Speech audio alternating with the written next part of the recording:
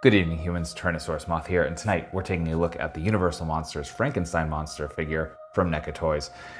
Legitimately, Mary Shelley's Frankenstein is one of my favorite books of all time, so I've always had an affinity for Frankenstein's monster and the depth to that character. I, however, have not seen, as much as a horror fan as I am, I've never seen the Universal Frankenstein movie. And that's just because the Universal movies didn't really appeal to me growing up and stuff like that. So even if the themes are there, it just I was more into 70s, 80s horror, and still kind of am. So I'm more into that sort of thing. So, but maybe I'll rectify that this year. And yeah, that being said, this is a really impressive figure. I love the design, and there's a lot of impressive stuff here. So let's take a look at it. Let's do this. When it comes to aesthetics, NECA once again nails it here. I mean, they are a stickler for details, and they certainly hit that here. For some figures, that comes to the detriment of them being able to stand or articulate properly, but here you actually get some surprises. So, I mean, we can just look at that face sculpt, just beautifully done, beautifully painted. Not only that, but just the subtlety, and which isn't going to come up on my camera, unfortunately, so I apologize for that. But the depth of the wound here on the jaw, it kind of starts off really dark in the middle, and the way the gradient comes out to the red is just gorgeous. And nice kind of black suit, doesn't really need much here, but still looks good. I mean, the cuts on the arm look a little weird, but I mean, you're not going to get a suit jacket that looks right with any form of articulation, really. So that's still well done for what it is. Wrinkles here on the clothing, just super natural looking. The textures are great. Right down to the boots, which have the platforms on them. Just really, really well done. They've got some kind of look aged a little bit. So paint work, just beautiful. And yeah, sculpt, everything just spot on. When it comes to accessories here, the loadout here is, for my taste, absolutely perfect. I think they just hit it on the head. It's just the right amount of accessories, not too many, not too little. And yeah, so starting off, we get the shackles. So the actual arm pieces are plastic. However, I believe the chain's actually metal. It definitely feels that way. It kind of looks that way. It's the gray it's painted. That makes it a little hard to tell, but I mean, it's definitely got some weight to it. And I believe these do slide onto the arms. I haven't been brave enough to try and open them yet. But yeah, or actually, you know what? You take off the hands and slide them on. There you go. So that's how these work. But yeah, really well done. Then we get the flowers from that pivotal scene. Actually, it's one scene in the movie I've actually seen. So, and definitely a pivotal moment in the book as well. So that's pretty cool. And to hold those flowers, you actually get two separate hands. So one in more of a kind of pinched look, trying to focus a little more deliberately here. There we go.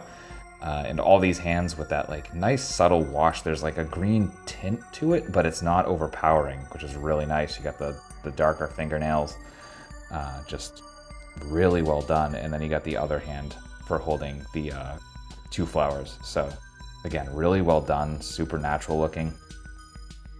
In addition to that, preloaded, as you take it out of the box, you just get these super relaxed hands. So again, same beautiful wash and work on the fingernails.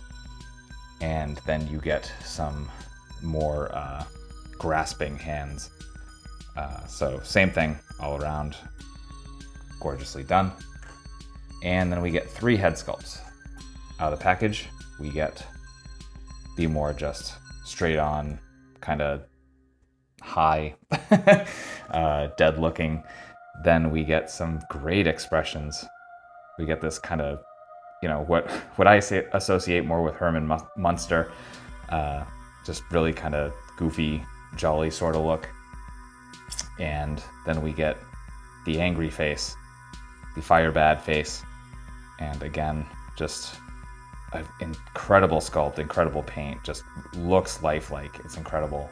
Showing on camera doesn't even really do it full justice. So that's accessories. So articulation, I don't know why my first thought upon opening the box was, can Frankie hear Hadouken? But there it was, and I tried it, and clearly, yes. And yeah, articulation is where the biggest surprises came with this figure. I mean, not that Frankenstein's monster needs to be particularly mobile, but it is always great to have options. And making for situations like this always makes me happy. I want to be able to do stupid things with my action figures. That's how I think it should be. So that being said, let's move Akuma and the Hadouken and go from top to bottom and see how Frankie moves. So we have a ball joint here in the head and one at the neck, and that is always good because we get some fantastic down. We can absolutely look up. We get amazing side to side. So you get all the way around and you're not really hindered. That's fantastic. Arms are kind of standard NECA fare.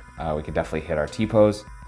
No bicep swivel, but as usual with NECA, there's gonna be a single jointed elbow. So we get our swivel there. We also have that hinge and then swivel and hinge in the wrist as well. So got that.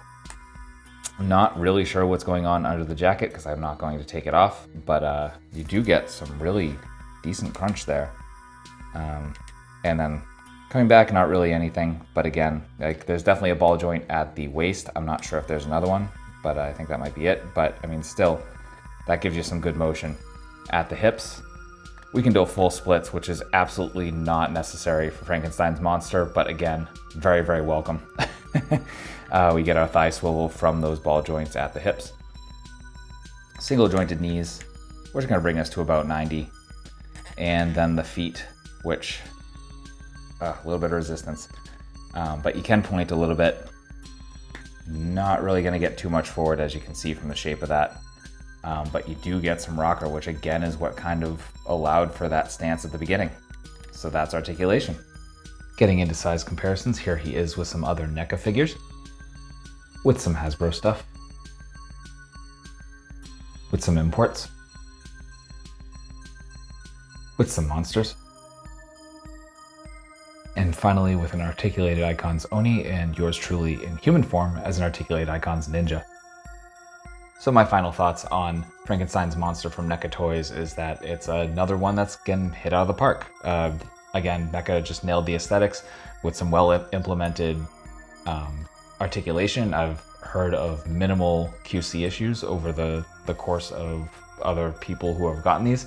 So really, it's definitely worth picking up if you're a horror fan, if you love Frankenstein's monster, all that. If you love Universal monsters, definitely get in on this particular subline. And yeah, just definitely worth picking up. They are currently showing up on shelves in Targets. I don't know about Walmart's. Walmart's around me have pretty much nothing for NECA, so I can't go by that. But beyond that, you can also pick it up online at various retailers like Big Bad Toy Store, Entertainment Earth, and the like. So I will have links in the description below for places you can pick up Frankenstein's monster. And yeah, so I hope you found this review both entertaining and or informative, and if you did, please consider liking, commenting, subscribing, and sharing. And if you want other ways to help the channel, I will have those in the description as well. So thank you so much for watching, and hopefully I'll see you in the next review. So please take care of yourself, take care of those around you, and most importantly, stay weird, simians.